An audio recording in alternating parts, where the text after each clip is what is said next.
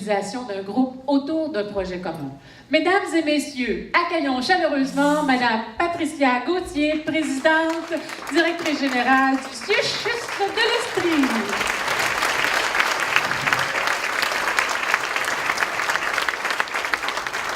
Bonjour à tous. Merci d'être présents aussi nombreux aujourd'hui en Estrie. Alors, dans notre belle Estrie, notre Estrie comprend aujourd'hui aussi, maintenant, avec le CIUS de l'Estrie-CHUS, la région de Granby-Cowansville. Alors, j'imagine que les organisateurs communautaires du Granby-Cowansville sont là aussi. Est-ce que vous êtes là? Oui, alors, merci encore d'être dans ce nouveau regroupement du CIUS de l'Estrie-CHUS. Alors, c'est un CIUS qui comprend 9 territoires de réseaux locaux de services et 96 communautés. Alors, on a un grand territoire sur 13 000 km² et on a à faire en sorte que chacun de ces 9 réseaux locaux-là, qui se sont développés au cours des 10 dernières années d'une façon bien différente d'un territoire à un autre, puisse poursuivre ce développement-là. Alors, notre intention dans le CIUS de l'Estrie-CHUS, et on l'a fait via une résolution du Conseil dès le mois de mars de cette année, d'encourager de la poursuite du développement des communautés à l'intérieur des 9 réseaux locaux. Et d'ailleurs, toute la direction générale est allée rencontrer, au-delà des employés, de nos gestionnaires de tout le territoire, on est allé aussi rencontrer les maires, les préfets de tous ces 9 réseaux locaux. Chacun a son mode de fonctionnement, c'est très diversifié d'une région à une autre, d'un territoire à un autre. Et à l'intérieur du territoire, vous le savez très bien que chacune des communautés peut être bien différente. Il y a des communautés beaucoup plus vulnérables que d'autres. Alors, vous êtes au cœur de ce développement-là des communautés et je peux vous dire que les maires, les préfets que j'ai rencontrés, les directeurs généraux que j'ai rencontrés, pensaient qu'on était pour ne plus avoir cette même dynamique-là qui se crée au cours, qui a été créée principalement dans les 10 dernières années et qui, avec les CSS et maintenant, qui devait se poursuivre. Alors, on les a rassurés là-dessus.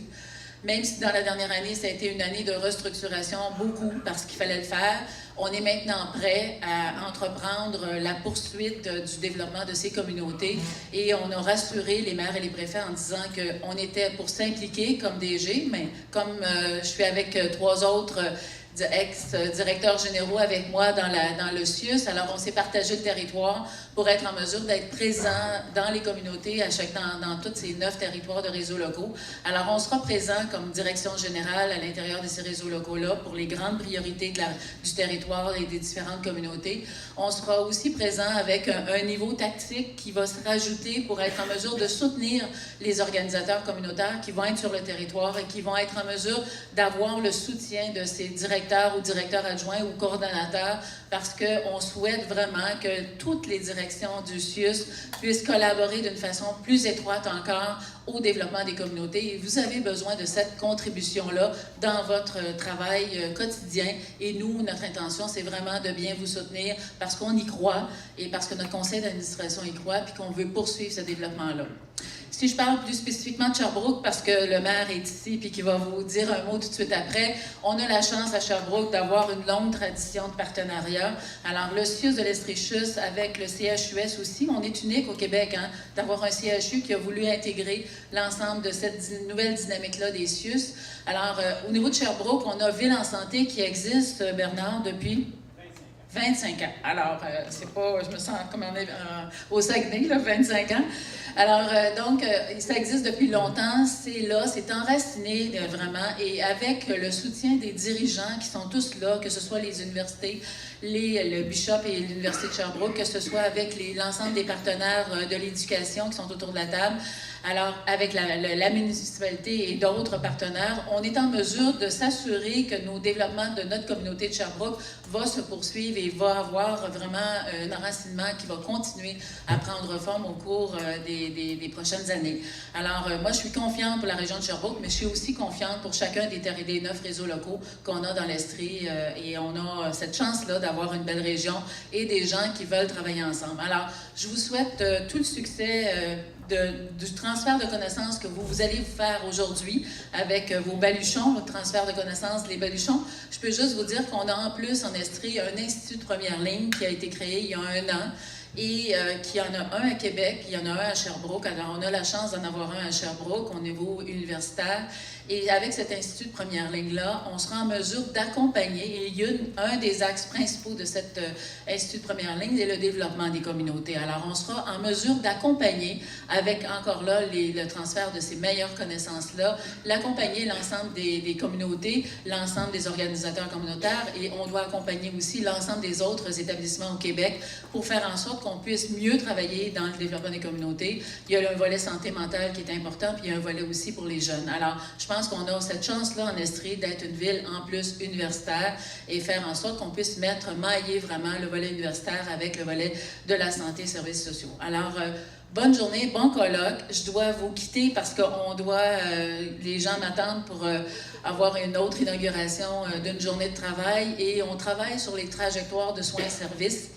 Alors, ces trajectoires de soins et services-là, on souhaite vraiment améliorer les soins et services à notre population et on espère que le développement des communautés va s'impliquer dans cette amélioration-là de trajectoire, faire en sorte que les cheminements puissent être beaucoup plus simples et que tous les intervenants puissent travailler à cette amélioration-là. Alors, je sais que dans l'après-midi, vous allez avoir des sujets là-dessus.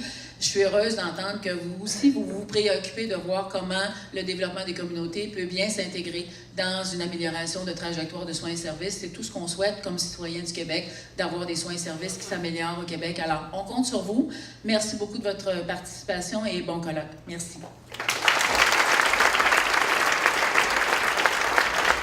Merci beaucoup, Mme Gauthier. Il a été journaliste, professeur d'administration à l'Université de Sherbrooke, mais surtout, il est solidement attaché à sa famille. Il rêve d'écrire un jour et il a déjà chanté « Yesterday » des Beatles en direct à la radio au lendemain de sa première élection comme premier magistrat. Alors, accueillons M. Bernard Sévigny, maire de Sherbrooke et nouveau président de l'Union des municipalités du Québec.